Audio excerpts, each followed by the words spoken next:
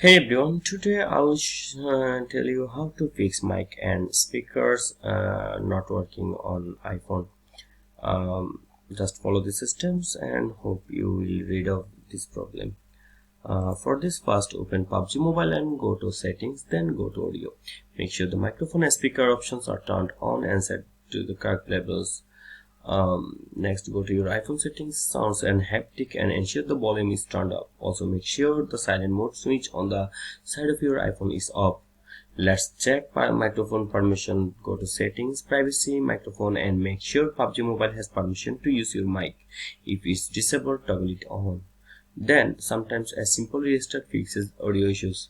Close Pubg completely, restart your iPhone, and relaunch the game. This can resolve temporary glitches. Make sure both Pubg Mobile and your iPhone software are up to date.